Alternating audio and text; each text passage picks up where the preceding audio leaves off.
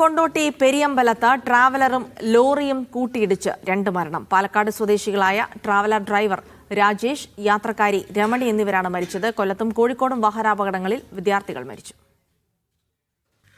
പുലർച്ചെ 1:30 അപകടം.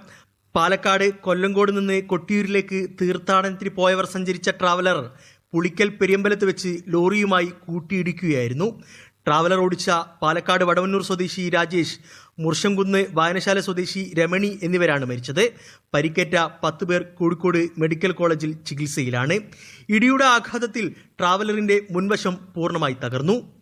അടിച്ചിട്ട് ഈ സാധനം മുഴുവൻ അങ്ങനെ തലയിലൊക്കെ വീഴുമ്പോൾ പിന്നെ പേടിക്കില്ലേ. വണ്ടി മറിഞ്ഞോ? വണ്ടി മറിഞ്ഞതല്ല, ഇടിച്ചിട്ട് ആ സാധനങ്ങൾ മേലെ പോകുന്നു. ഡ്രൈവറിന്റെ മേലെ വീണ്. ഡ്രൈവറിനെയും കാണാനില്ല, ഞങ്ങളുടെ കൂടെയുള്ള ഒരു പെൺകുട്ടിനെയും കാണാനില്ല.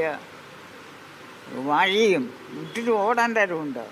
കൊല്ലം പാൽക്കുളങ്ങരയിൽ ലോറി കയറി ഇറങ്ങി 14കാരൻ മരിച്ചു. അയത്തിൽ സ്വദേശി സൽമാൻ ഫാരിസാണ് മരിച്ചത്. അമ്മയും മകനും സഞ്ചരിച്ച സ്കൂട്ടർ നിയന്ത്രണം വിട്ട് ലോറിക്കടിയിലേക്ക് വീഴുകയായിരുന്നു.